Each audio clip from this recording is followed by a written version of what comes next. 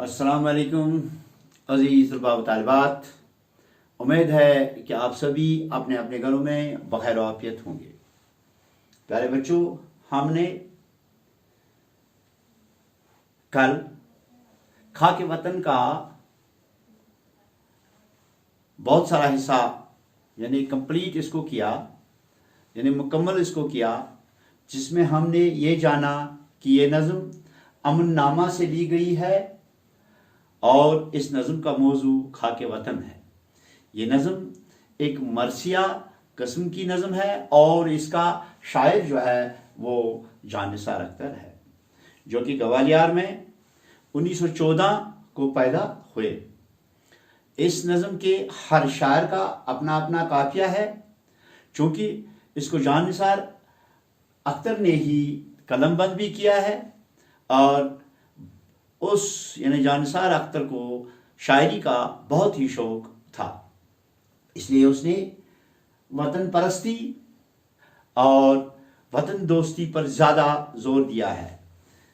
क्योंकि आपको पता है कि शायरी जो है ये क्या है, ये दिली जज्बात का इज़हार है और उसने अपने वतन के मुतलिक जो दिल के जज्बात को उसने इज़हार किया है, उसमें उन्होंने वतन की इमारत, वतन की रिवायात, वतन के शुअरा हजरात यानी शायरों का और वतन के अदीबों का तज़किरा भी किया है। साथ ही साथ उसने हमारे त्योहारों, जिनमें हमारी ईद और हमारी दिवाली भी आती है, उसका भी उन्होंने जिक्र किया है। इसके अलावा शायर ने सीकरी के महल, जो कि अकबर बादशाह के दौर में बने हैं, जिनकी एक तवारीखी अहमियत है, जो कि 16वीं सदी में सुर्ख रेत और सुर्ख पत्थरों से बने हुए हैं और दुनिया के विरसा में यानी वर्ल्ड हेरिटेज में गिने जाते हैं। इसके अलावा ताजमहल, जो कि मुगल दौर के बादशाह शाहजहां ने अपनी बीवी की मोहब्बत में बनवाया है, जो कि मोहब्बत की एक निशानी भी है।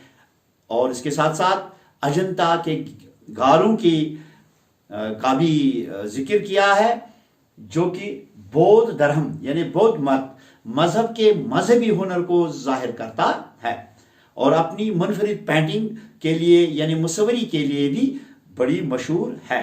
शायर का दिल्ली मकसद ये था कि ये सब चीजें अमन के दौर में ही बनी है। इसके बरक्स अगर अमन ना होता, जंग होती, तो ऐसी यादगार चीजें बनाना नामुमकिन ही नहीं बल्कि गैर मुतवक्का भी थे। इसलिए शायर सरवर जहां आबादी ने ये नज़म अमन नामा से निकाली है और इसका नाम खाके वतन रखा है। तो प्यारे बच्चों, आज हम इसी सबक यानी जो कि एक नज़म के तौर पर बयान की गई है, नज़म के तौर की सूरत में लिखी गई है, इसके बकाया सवालात करेंगे। तो आप अपनी किताब बहारिस्तानी उर्दू को सफ़ा नंबर 57 पर खोलिए और जहां आपको ये सवाल दिखाई दे देगा कि सवाल नंबर 2 यहाँ पर है, यहाँ 2 लिखा है, उसके बाद है सवालात, यानी इसका मतलब है हमने सवाल नंबर 2 को करना है। तो सवाल नंबर 2 जो है, यहाँ पर मैंने इस व्हाइट बोर्ड पर भी लिखा है, शायर को कौन कौन से त्योहार पसंद हैं जिनके सदा मनाए जाने की वो दुआ मांगता है। सवाल है, इसको समझना है, शायर ने कौन कौन से त्योहार, देखो बेटा हमारे त्योहार बहुत सारे हैं, जैसे होली है, दिवाली है, ईद है, दशहरा है, बाकी भी त्योहार होते हैं, लेकिन यहां पर हमें यह बताना है कि शायर को कौन कौन से त्योहार पसंद हैं जिनके सदा बनाए जाने की वो दुआ करता है। यानी शायर को कौन से त्योहार पसंद है। سیدھی سی بات ہے، ہم نے پڑھا ہے، آپ نے سنا ہے، آپ نے سمجھا بھی ہے. شاعر کو دو تہوار اس نظم میں پسند ہے، ایک دیوالی کا،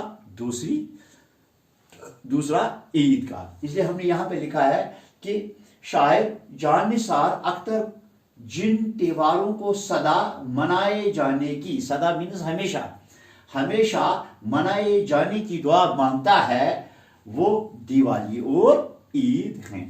اس کے آگے انشاءاللہ ہم کل پڑھیں گے پیارے بچوں. اوکے.